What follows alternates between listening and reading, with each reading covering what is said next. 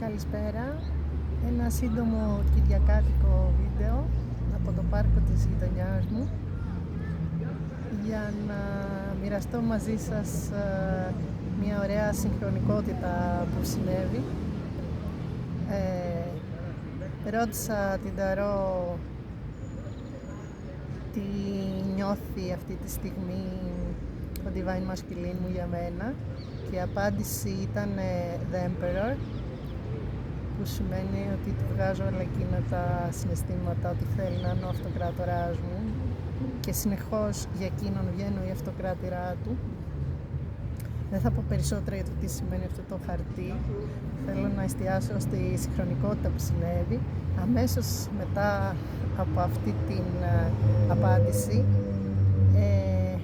είχα την ανάγκη να ξαναπιάσω το βιβλίο του Τζαλαλεντίν Ρούμι από τις εκδόσεις Dharma στα χέρια μου και να διαβάσω κάτι. Είδα λοιπόν και μόλις πέρασε ο περσάκος μου από μπροστά σας, είδα λοιπόν που είχα μείνει. Είχα ένα σελίδοδείκτη και είχα μείνει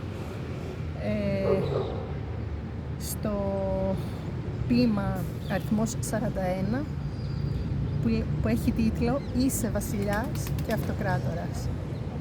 Το θεώρησα μια πολύ ωραία συγχρονικότητα, σαν μια ακόμη επιβεβαίωση από το σύμπαν για το πώς νιώθει αυτή τη στιγμή απέναντί μου ο Divine Masculine μου, και θα ήθελα να σας διαβάσω αυτό το πολύ μικρό σύντομο ποίημα του Ρούμι.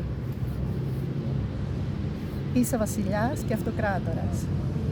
Ξέρεις από πού ήλθες? Μέσα από ένα ιερό άλσος.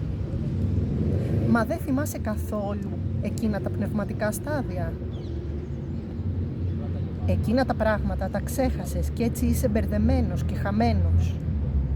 Πουλάς την ψυχή μου για μια χούφτα σκόνη. Τι είδους συναλλαγή είναι αυτή? Δώσε πίσω τη σκόνη και μάθε τη δική σου αξία. Δεν είσαι σκλάβος, αλλά βασιλιάς και αυτοκράτορας. Για δική σου χάρη ήλθαν από τον ουρανό όλοι οι αγγελοπρόσωποι και οι καλά κρυμμένοι. Αν σας άρεσε αυτό το βίντεο, μπορείτε να μπείτε να δείτε και άλλα βίντεο από Tarot Readings και συγκεκριμένα το ακριβώς προηγούμενο σημερινό βίντεο, όπου ρωτάω για τον όμιλο των ψυχών που βρίσκονται σε Twin Flame Journey τι βγάζει η Divine Feminine στον Divine Masculine αυτή τη στιγμή. Όπως εμένα μου βγήκε αυτοκράτορας, σε αυτό το βίντεο για τον όμιλο των ψυχών που είναι σε Twin Flame Journey βγήκε κάτι άλλο. Μπορείτε να μπείτε να δείτε το τι και το πώς. Καλή συνέχεια!